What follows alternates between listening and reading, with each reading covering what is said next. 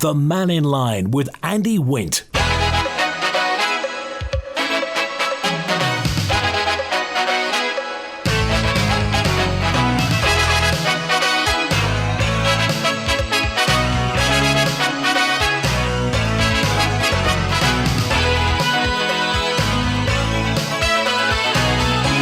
Pastor Mike, good afternoon. Welcome to Mannin Line on Manx Radio. Friday lunchtime, we're open line till 1 to call 66 13 68.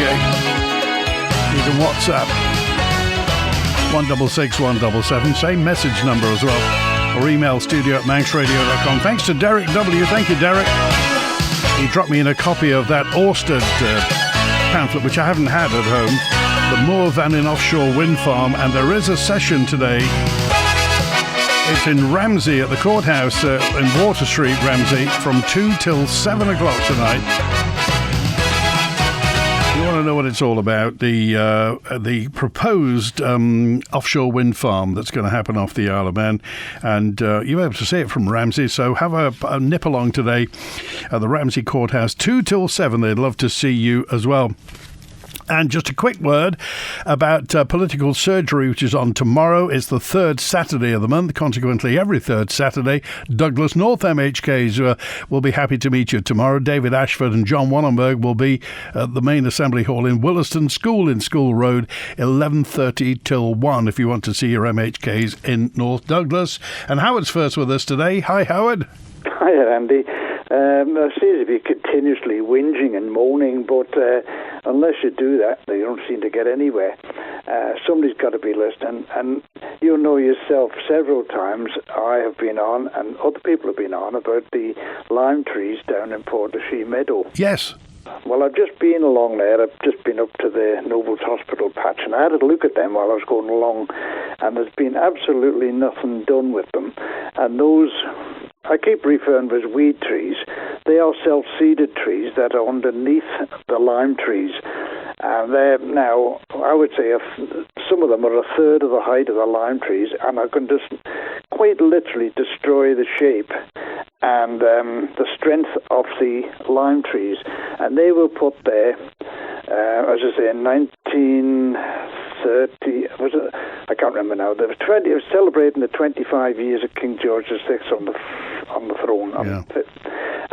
And they were planted by the children and people of Braddon, and it's on the Drinkwater Estate.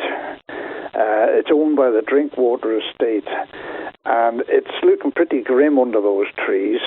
Now, I was in touch a while ago with the DEFRA, and Claire Barber, fair enough, she came back to me and said there's nothing we can do about it because they're not protected and they're not this, that and the other. But those there are not just ordinary trees like wild trees, etc. They've been put there for a specific purpose, even to the plaque that's on the wall at the Quarterbridge end, and it designates what the trees are planted for. So surely somewhere in the system there is a means of protecting them, because it's not going to be long before those weed trees get so big permission is going to have to be sought to cut them down. So where do these weed trees come from? As you say, they're self-seeding. They're just kind of...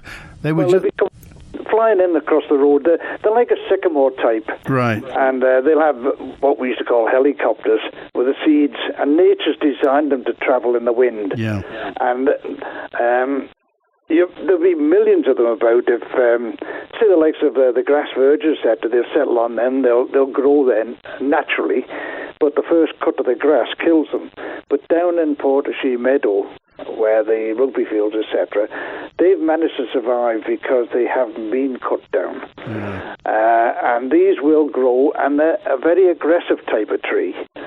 And not only will they damage the lime trees is there, but any drainage, they'll find their way into the drains. So is this down to the landowner, or do you think the DOI or DEFRA have got any kind of responsibility here? Well, personally speaking, I think they better get themselves together, both of them, and start talking to each other, because it's no good one saying, I can't do anything, and the other saying, you're going to have to do something, but I can't do anything about it. This is another case of buck passing. But it's the Drinkwater Estates, and that is a fairly large estate. And I should imagine, a fairly wealthy one.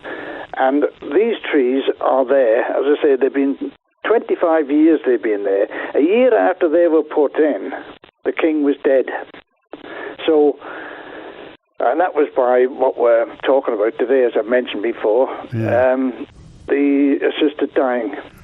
And that was the family requested that, and he requested it. I can't remember the exact date, 1930 something. Yeah. So were these weed trees then, Howard, we're not simply talking about cutting them down. The roots have got to be drilled out. Well, they can cut down, and you can put on a potion that will kill them off. But they're going to come back each in years, different years.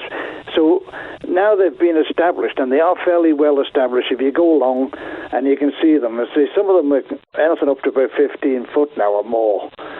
And those lime trees are a beautiful shape all along there. And as you said once before in your program, that they're seen in virtually every TT race, Manx Grand Prix, various other aspects. Oh, there must be millions of photos all over the world of those trees. There must be. And they have cut them down once before. And DEFRA took somebody to court and was fined several £1,000s for damaging those trees. So there must be leverage there within DEFRA to do something about this before it's too late. Well, you're a horticulturist, Howard, so if they do cut these weed trees down and put something down to kill the roots, is that going to affect the lime trees? Well, you would have to get somebody in that would know what they were doing. I can't advise on that, but there is products there that will sort it out. But the weed trees are coming from just across the road on the other part of the Kirby estate, just over the access road. It's nature. But where those items have been planted, the trees, you've got to look after them. You can't just let them be overrun. You mentioned yesterday about the protest up on the Avenue of Trees, how that was came about. Someone trying to protect the trees. I think it was Lana Crane, I think. But why can't we do the same for those trees before they are destroyed on the Quarterbridge Road? Well, let's hope so, because there will come a time when it's too late. Very much so, and it won't be many years before it is too late, and those trees will have the whole shape that they developed over their 90 years will be destroyed. Okay, all right. Did you get those photographs, by the way, off the bus station? No, I didn't. Have you sent them? I sent them on WhatsApp. I didn't put them to you personally, so they might be sitting in the system. Oh, I got you. Okay, right. Well, I'll take a look for them, Howard. Okay. Yeah, okay. Well, take care. Thanks for that. Now it's 14 minutes past 12. Text, email, call and WhatsApp. And Howard's talking about the lime trees on Peel Road, on the Peel Road from Quarterbridge onward, those lime trees, and the fact that small weed trees are growing up at the side of those lime trees, which could affect them. From yesterday, talking about Douglas Promenade, there was a note in from a WhatsApper 059, just a quick note on the discussion regarding the gardens on the promenade. Not too long ago, a woman, her name slips my mind, she was speaking on behalf of a lot of young Polish and Manx mothers who live in Douglas. And she was saying how none of them drive and they all live too far from places to socialise with other mothers when watching over their children in a play park. The complaints back then, only a month ago or so, were that there was a lack of facilities or places for socialising between young mothers and their children. You know how it happens. Young mothers take their children to a play park and sit and chat. It's very helpful, it's very fruitful, it's very social. Now Douglas Council has announced their intent on constructing a skate park, play area and open space to relax. To me, that seems to be a step in the right direction. But again, people seem to want a complaint. No one offers any other ideas, but they're quick to belittle and moan about improvements. So many people are saying things that, this is bad, I hate it, and it's stupid, but they don't offer any solutions or ideas. And Jed is very passionate and eloquent about his ideas. We need people to have better ideas.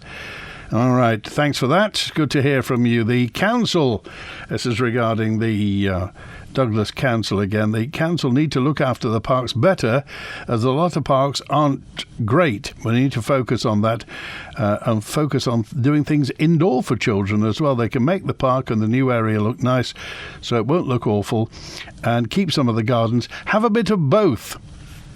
Says that WhatsApper on 619. Eddie's on now. Hi, Eddie. Hi, you all right? Very good, thanks. And is there any fog in the south today? Yes. Oh yeah, up Rannoch, you can barely see in front of you. Okay. It's clearing, starting to clear a little bit now, but we've had fog all morning. Yep. Flooding, Andy. Yeah.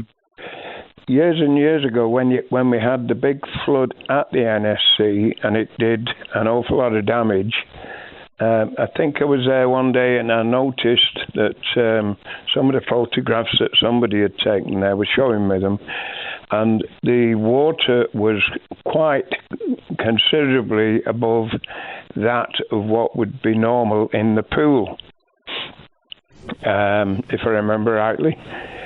Well, at the time, I think I mentioned it, but just to refresh it all again, I spoke to my son-in-law in England yesterday when I heard it on the news, and we refreshed a memory, which was something. He's a troubleshooter for Northwest Water. He's been in the water industry all his life, so he's very, very well up and high up with the company. But he reminded me of what happened over there at one of the water treatment plants, and in the sewage beds. They're about the same size as swimming pools, and they built a housing estate near it of about 400 and something houses. And when you build a housing estate like that, what it creates is the surface water going off quicker. And it created flooding at the sewage works. And what happens then is the power of water takes over. The sewage beds, because they were quite low at the time, actually became buoyant. They became boats. Even though there's thousands of tons of concrete there, it's just like a huge tanker when it's empty. The buoyancy is so great that it can lift anything. That's the power of water. Right. And he seems to think that is exactly what has happened with our swimming pool. When I pointed out the difference in levels, he said it only needs inches, really, to actually move thousands of tons of a swimming pool and raise it up because of the power of the water underneath rising. And really speaking, for them to take 9 months to actually figure out what's wrong with it, you've got to empty the pool to see if there's any hairline fractures in it. Yeah. And if there's hairline fractures in it, it will prove the point that because of the flooding, that was what raised the actual, or put pressure on the pool upward, not downwards, an upward pressure. Well, as you say, it effectively, it's a vessel, it's a boat. It becomes a boat, yeah. Once the water level is higher on the outside of it, you know, the power is absolutely immense. It's millions of tons of pressure, according to my son-in-law. You know, and it's similar here. I mean, we've got the same thing here. One of my top 5 out of the 28 is the flood risk that's going to happen. A very high flood risk. It's happened everywhere. We're going to get, according to them, about 250,000 tons of concrete above us. Now, the water's got to go somewhere, you know, and it all the time. I don't know who designed the actual swimming pool, but they should have thought that you've got 2 rivers there, one either side of the swimming pool. It should have been raised up. The whole project should have been taken into consideration about water levels in case of a flood. It seems a little bit obvious to me, but we've had so much of this in the past, you know, where projects have been mismanaged. So that seems to be an expert's reason for why we have got the tiles, because the minute the substructure is fractured in any way, the first thing to show is it blows the tiles. Yeah. So it's a bit obvious to him and me. I mean, I do tiling on houses, and the same thing is if there's any movement in the cement work behind it, the tiles blow. Okay. You know these proposed wind turbines, how far are they from your property? Just over 500 metres. 500 metres away. Okay. But I've got a video. I'm going to try and dig it out. We've been searching for it for a while, and I think I mentioned it on your programme. I think it was Sean Craig had the quarry at the time, and he got permission to extend it by taking down 100 trees. They only took 50 trees out and started digging, and they excavated quite a bit more. But that caused a flood that winter, and the road by my house, the one which is lovely tarmac now, after a long battle, that was a river.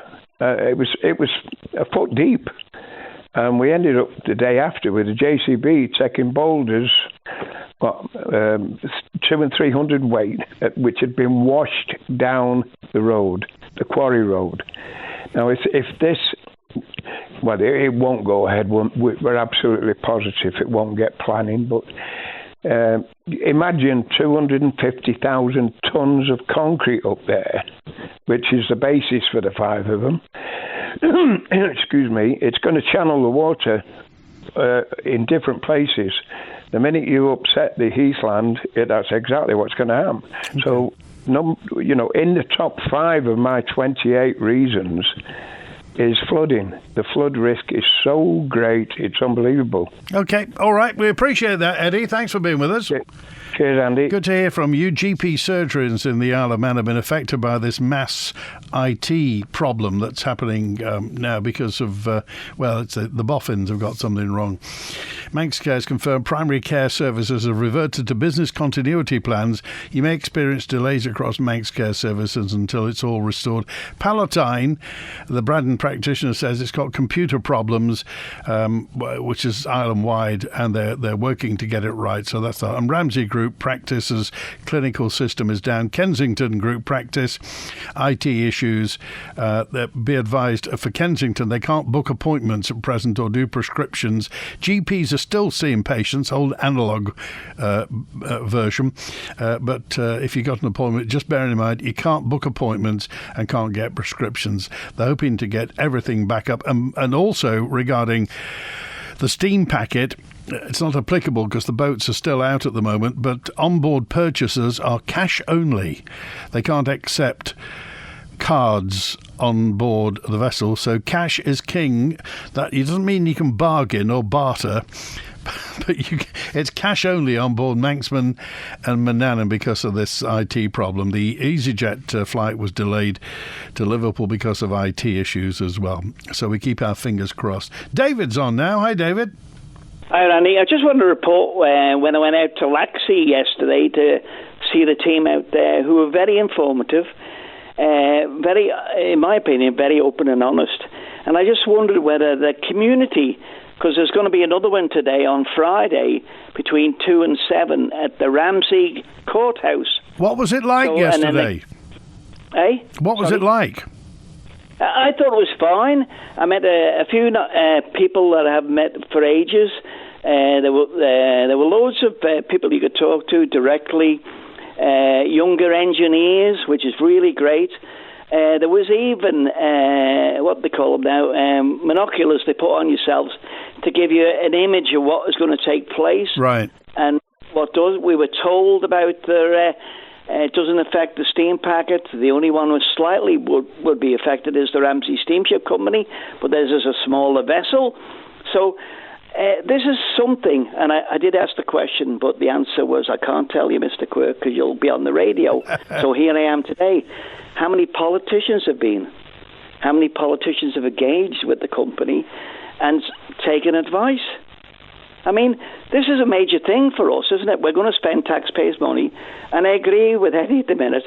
It's not going to happen down south. So should we be getting to a point where we're going to say this is the only show in town, is offshore, can be serviced easily, it's going to come into Groudle area for the connection, we're going to have some power to the Isle of Man, and if we're partners with them, because it's inside, I asked them, it's inside the territorial sea, 12-mile limit, so we're home and dry here, so let's do something positive.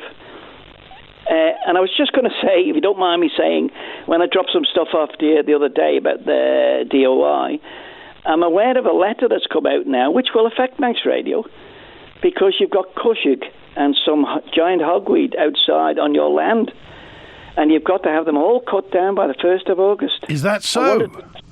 Yes. I'll blank out the person's name and I'll send it to you, because you're sitting on government land, aren't you? Well, we are, yes. And you've got a huge wodge of cushigs. You know, they're poisonous. We thought we were being sustainable. What we're doing is we're wilding here. Actually, funny you should say that. Half of it's been cut back because all the people with hay fever were sneezing all the time. But half of it's still wilding at the moment. So we've got to get rid of the cushig. It doesn't say that. It's the quote's the 1957 Weed Act, which says you've got to do this prior to the 1st of August 24. If you want any further information, contact the DOI. Okay. Maybe you could ask Mr. Tim Krugel. Wow. There's any weeds in... Right, okay. And does it apply as an exemption for the DOI, or all the way down the promenade there where the cushigs are growing? Some of the lanes coming up towards Onken there, which are not owned by Onken commissioners, I'll say that for a fact, I'm speaking on my own behalf, is they belong to the DOI. And listen, one of them, if you're going past Government House on the main road, there's a giant cushig growing on the pavement. Really? No. Yes, I'll send you the picture. We're all into pictures, aren't we? Yeah. And can we get the lay-by cleaned up or find out who owns it? I know. Who is it? Who owns that lay-by opposite Mill Crease? Do you know what the DOI say? What do they say? Computer says no. What, they don't know who it is, or they just won't say? They won't say. It's a bit of a wind-up as well, you know. All right. When you're asked the question, everybody goes, I don't know. But did they come back to you? The answer's no. All right. Have a good weekend, Dave. Thanks for calling. Right, 29 minutes past 12. If you were at that yesterday, that presentation yesterday, I mentioned there's one today, which is at the courthouse in Ramsey for Orsted. This is this offshore wind farm, the Moor Vannin offshore wind farm. They're not saying, well, they kind of are saying where this interconnector is going to be. The interconnector, as far as their little booklet, actually comes ashore in Groudle. But I'm assured it doesn't. It's somewhere at Groudle anyway. It's going to come. The other side is Penwortham, which I think is somewhere on the river by Preston. So the interconnector from just by Preston to by Douglas, but possibly, is it Groudle? They're saying that the landfall zone, there's one in Groudle Bay and one at Port Skillion. Port Skillion is where the original interconnector comes. It's just below Manx Radio. The other side is Bispam in Blackpool. But we'll see. And we've got John with us now. Hi, John. Hi, Andy. I don't know whether you saw yesterday in the Daily Mail about a Volvo electric vehicle burst into flames, right. Brand new. Yeah. You saw that, and the driver managed to get a small child out of the back, but they were both quite severely burnt. Now, my argument is this. A few years ago, and I don't know whether it still applies, the Ben McCree sailed midweek certain sailings with limited number of vehicles due to the fact that it had hazardous cargo. Yeah. I understand it was gas or something for the hospital. It was oxygen cylinders. Ah, right, okay. Now, that was, in other words, they recognised there was a problem. The Manxman is sailing every day with hazardous cargoes and electric vehicles. I'm sure every sailing has at least one electric vehicle on. And let's face it, if that went afire, you could lose the whole ship, because it has happened. Well, they can't put them out, that's for certain. They can't put them out, no matter what equipment they've got on board. They can't put them out. Jokingly, they say the only way they can get rid of them is to get them overboard, but that wouldn't be very easy either if it's stuck in the middle of the car deck. So I cannot understand why this is not taken more seriously. I mean, we've travelled the steam packet for years, back and forward, no worries about safety, whether it was rough or whether it wasn't. But now, you do worry when you go on the steam packet. I mean, I've only been on the Manxman once, and we were backed into a corner by a big container, which was okay. But then they backed an electric car in front of me, so I was trapped in anyway. And it is quite worrying. It's got to the stage now where you're glad to get to Heysham. And it can happen. And it's too late once it has happened. Well, the thing is that every time we bring this up, I feel like I'm tempting fate, because nothing's happened so far. But of course, one will be enough, won't it? Yeah, it's only going to happen once. I mean, it's happening so often. I mean, there are shipping companies in Scandinavia that will not carry electric vehicles. And I can't understand how the insurance element of all this is not involved as well. Well, the risk is there. Insurance companies rule the world, and if the insurance company says you can't put them on, you can't put them on. So you have to draw the conclusion that the steam packet's got the okay from the insurance company. Yeah, but I mean, let's face it, if the steam packet were to say only certain sailings can you come on with an electric vehicle, then we, the rest of us, would have the choice of either taking the risk or not, because the risk is there. No matter what they say, no matter how they try to gloss it over, because they want everybody to be on electric cars, get rid of diesel and petrol, but it's almost as if they're burying their head in the sand. All right, and ignoring it. Enjoy. Thanks for that. Have a good weekend, John. Thanks for calling. Okay. Cheers. Now, 27 minutes before one. I don't know whether you spotted yesterday, but the Fiat company in Italy have said that they're continuing to produce petrol-powered Fiat Cinquecentos, the 500s, because, and this is from them, older people aren't buying electric vehicles. And particularly, I mean, the Cinquecento, that tiny little thing that is very popular at the moment, they brought out an electric one and nobody wanted them. We are the mods, says WhatsApp at 218. We were talking about that big scooter convention that's going to be happening on the Isle of Man. Hundreds of the darn things are over. Cash point at the sea terminal is going to be empty, is it? Because it's cash only on the Manxman and Mannin. Well, it depends whether or not this IT problem is solved between now and then. But we keep our fingers crossed. So what's happening with the steam packet only accepting cash is a perfect example why we need to steer clear of central bank digital currency. Microsoft has a burp, and it's affecting absolutely everybody. Imagine if Tesco can't take card payments, says Nick White. Thanks for that. And Tony's with us now. Hi, Tony. How you doing, Andy? Very well. I'm checking my pockets for cash. Well, I always carry cash, and I pay with cash as well, because I don't really trust the internet, because I wouldn't trust internet banking for exactly the reason of today. How much cash do you carry?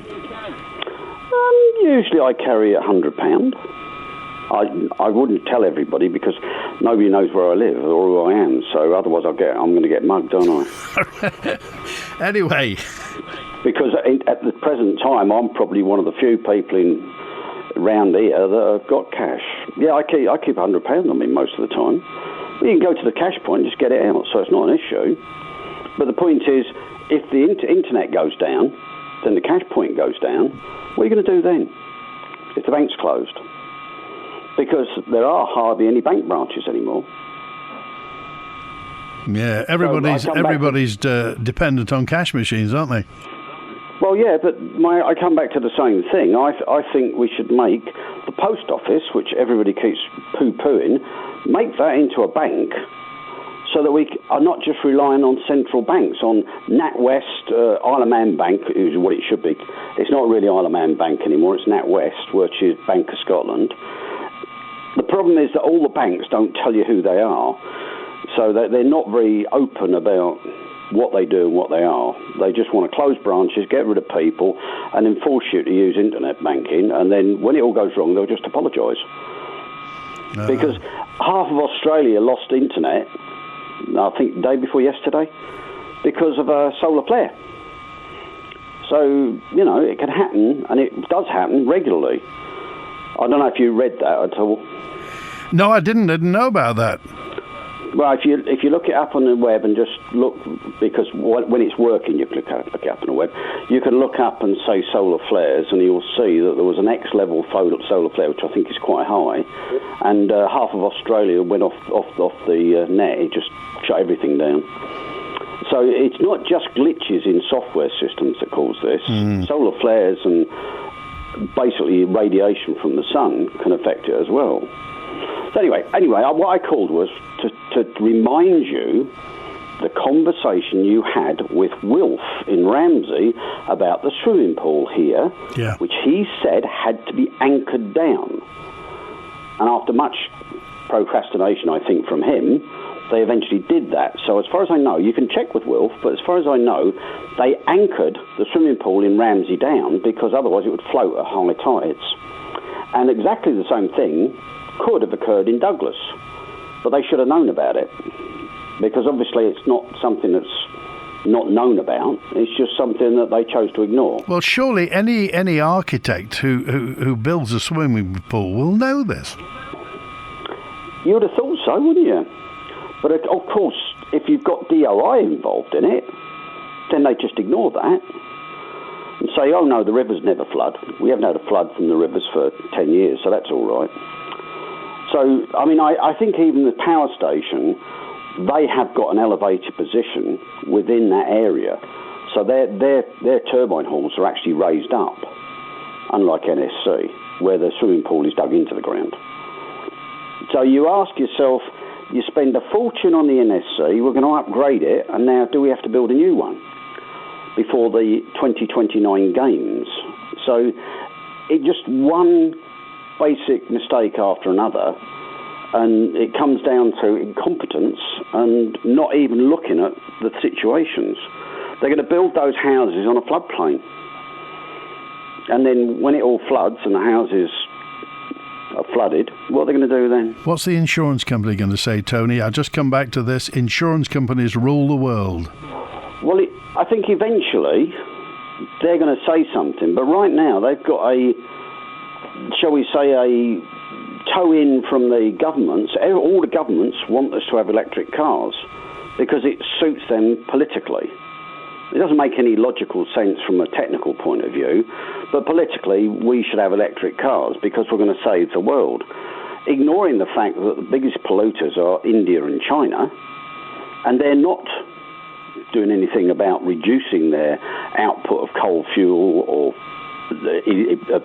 biofuel or whatever it is you want to call it, nasty stuff. All the shipping lines globally, they all use heavy fuel oil. So, what are you going to do? Shut everything down and get us on pedal bikes with an electric generator on the back? I mean, I have every time I can save money by doing something that's sensible, I do it. Like one of the first things I did when I moved in a house, and in fact in other places, I always go and look at all the light bulbs, and if they're incandescent or they're tubes, I'll go and get the equivalent LEDs. Not because it's the wrong thing to do, but because it's the right thing to do. It saves money, it's more efficient, and it's better. Mankind, over the past 200 years, Tony, has revolutionised the planet in terms of technology. We've moved on immensely. So surely, if there are issues nowadays, we can think our way out of all this, surely. Yeah, we could if we had a government that thinks, but we don't have a government that thinks. What they do is follow their nose. So you've now got the head of the Green Party who's going to sue the government because they're not going to make their targets. So why on earth did we set in stone these targets? Whose idea was that? Which idiot decided to do that? It goes round in circles. And the idea that you can sue the government and force them to do something that they physically can't do is just asinine, which is coming from the Green Party and the lawyer who's obviously going to ask for money so he can sue the government. I mean, it just goes round and round. It's just hard to believe. All right. I mean, I just give up. I'm going to stop moaning about the government because you can't fix it. You just cannot fix it. Tony. Good luck anyway, Andy. But remind everybody that the swimming pool in Douglas, was it anchored down with piles into the ground to hold it down? Right. Or it could have been raised up to avoid these problems. Avoidance is much better than cure. All right. Never give up, Tony. That's my motto. Never give up. I'll try not to, Andy, but it gets very frustrating. All right. Thanks for take calling. care, mate. Cheers, All the then. best. All right. Bye Bye-bye. It's 18 minutes before 1. We were due to have a cruise liner today, you know. There was one yesterday, the Seabourn Sojourn, but the Viking Saturn didn't arrive today, presumably because of the weather. So I ask you just to spare a thought. Remember, Jed Power was on earlier on this week, and he talked about lots and lots of the operators who service the people from the cruise liners. So you're in the world of the self-employed and sole trader. All those people that were due to come off the Viking Saturn today didn't, and that's lots of people who are in the hospitality trade who've lost a day's work. It's important, so I think it's worth giving them a thought. We wish them well for that. There'll be lots of things that were planned for those cruise line passengers that simply you can't do purely because of Manannan's cloak. Oh, today it's Friday. You know what that means. We get back into the archive. Just after Mannin Line today, we're going back to March 2000. Just over 24 years ago, when several thousand primary school pupils planted the first trees at the Millennium Oakwood in Bradden. I know, I was there. We did Mannin Line live from the Millennium Oakwood in Bradden. We're going to hear Connie Huck at the time from Blue Peter, singer Michelle Grogan, and the Bishop Noel Jones and Edgar Quine MHK. Tune it in after Mannin Line finishes today, the Millennium Oakwood in Bradden. There was a big sing-song, do you remember it? Now, we won't labour the point as to what happened to a lot of the trees since then, but anyway, you'll remember it. The Millennium Oakwood, March 2000, will be there after Mannin Line today, and I can hear, whenever we're talking about cash, I can hear Beastie shouting at the radio, use Manx pound notes. The Isle of Man Creamery Farmers Cooperative was founded in 1934. A lot has changed in the last 90 years, from milk deliveries by horse and cart to the latest electric vehicles and fully recyclable bio-based packaging. But some things stay the same, like the dedication of our team, including local family dairy farmers delivering milk from high welfare herds, fully accredited as Isle of Man grass-fed. Isle of Man Creamery, crafted to perfection for 90 years. They got your whole house in their hands. When you need scaffolding, DPM. On time and on budget, DPM. We'll beat any quote. DPM. We do it all at DPM. DPM promised to beat any like-for-like scaffolding quote by 10%. So when you need scaffolding, call the friendly, experienced DPM scaffolding team on 612000. T's and C's apply. We do it all at DPM. Heating oil for homes, powering farms and businesses, keeping you moving with petrol stations across the island. Ellen Vannin Fuels. Call us on 844000. Oh, Chester, it was so easy selling all those old valuables all in one go with Vintage Cash Cow. Join over 500,000 people turning watches, jewellery, cameras, gold, silver and much more into cash. Send your items to Vintage Cash Cow, fully insured with free postage. Accept the offer and enjoy the money, or we'll return your items for free. We can go on holiday now, Chester. Visit vintagecashcow.co.uk. Tune in and chill out with Chris Pearson on Manx Radio. Make the most of those long, light evenings with the Manx Radio Chill Out Show, Sunday nights from 7. Whether you're relaxing at home, out and about, or rounding off your work ends, you'll be more than welcome. Check out the tunes and email chill@manxradio.com. The Sunday Chill Out. Chris Pearson, Manx Radio.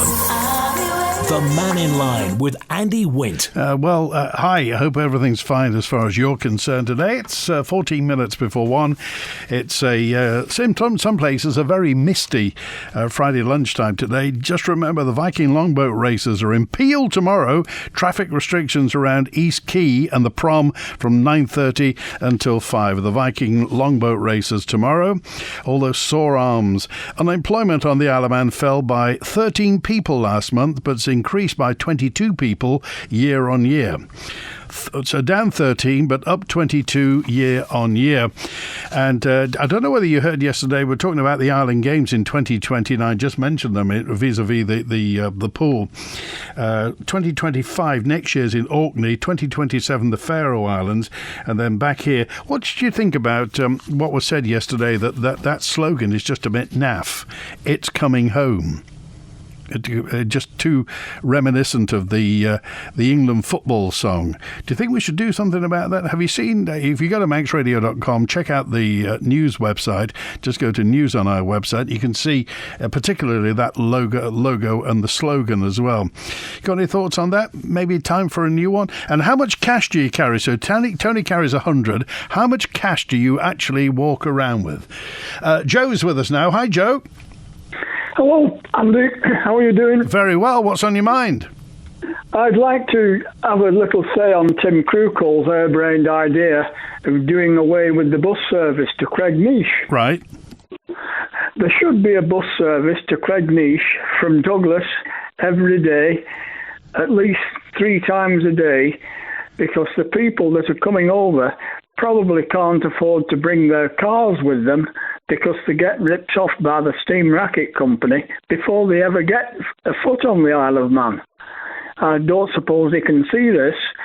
He's all right with his government-paid job and a free parking when he gets to Douglas, and how many £1,000 a year he gets as regards expenses. Well, they said they'd done a survey and the number of passengers just didn't merit the cost. Well, it's because they can't afford to pay. As I say, when they get here, they've got ripped off in the first place by the steam packet company that's charging a third of the price more than any other ferry company operator in the British Isles.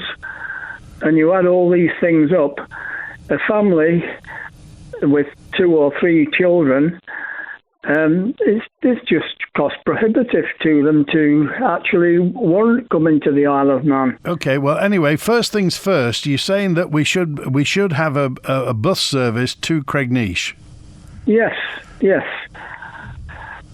And if they're a visitor, all they have to do is show something to the bus driver to show that they're a visitor, and they should get taken to Cregneash free of charge to drink the smoky tea and stale buns that are being sold there, you know. But apart from that, everything's fine. All right, well, we appreciate that. Thanks, Joe. Good to hear from you. Okay. What do you think of this then? Our National Folk Museum at Cregneash, no bus service to it, so only posh people with a car, unless you walk, can get to it. Cregneash is fantastic. I mean, it is, it is emblematic of the Isle of Man.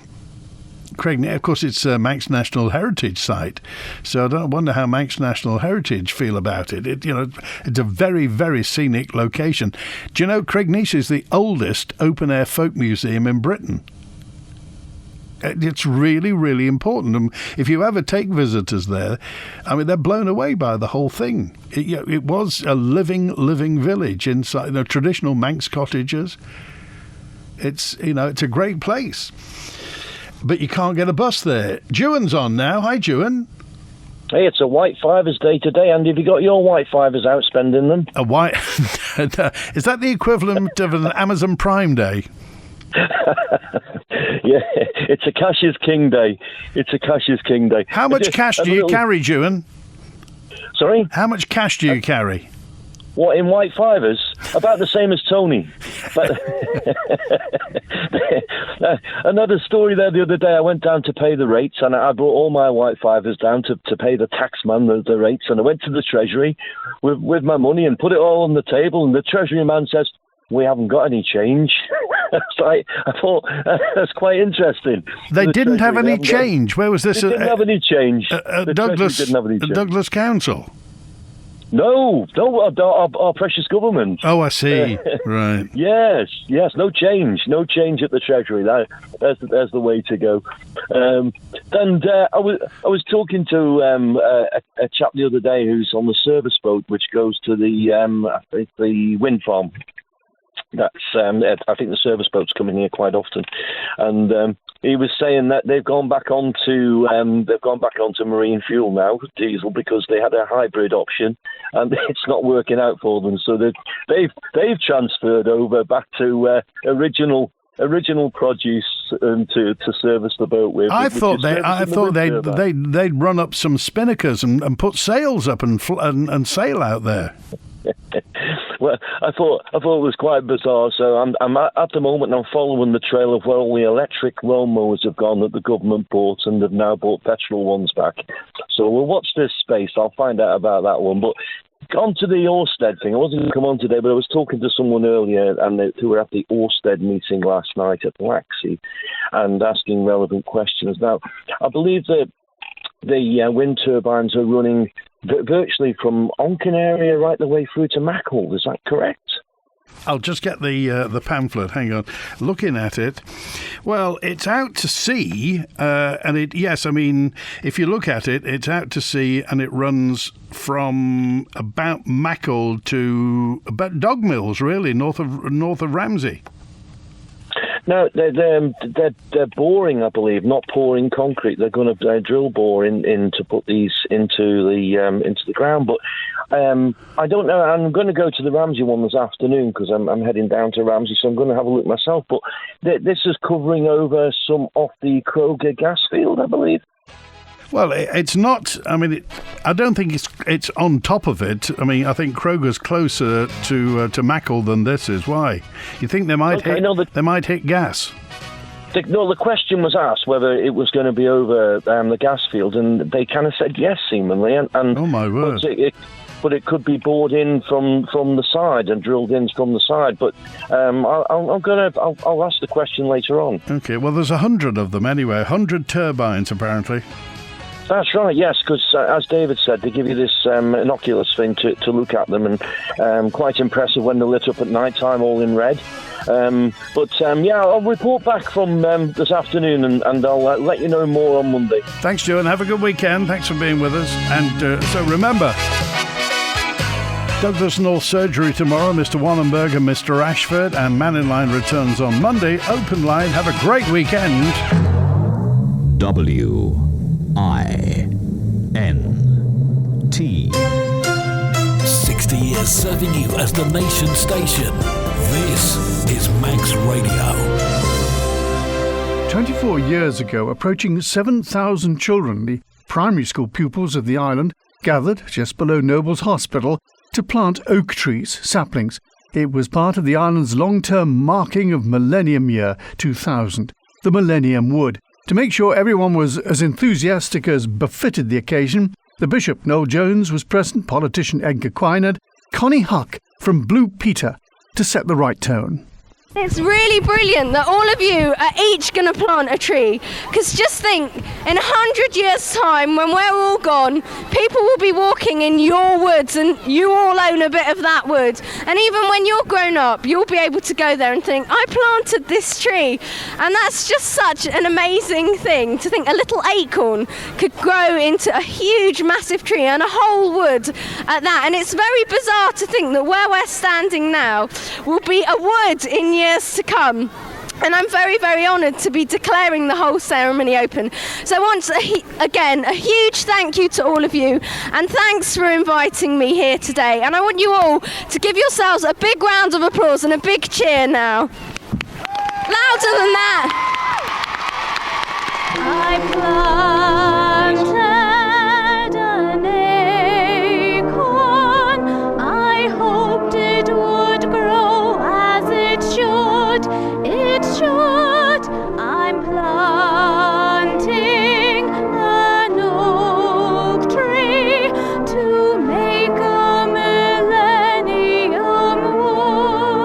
the glory of Almighty God, and in the faith of Jesus Christ, we bless and hallow this place and these trees, in the name of the Father, and of the Son, and of the Holy Spirit. Amen. The Oakwood, the boys and girls have planted today, the miracle of the little acorns that you planted some months ago, is your gift to future generations. Your Oakwood, your lasting contribution to island life, your gift to the future people of this island.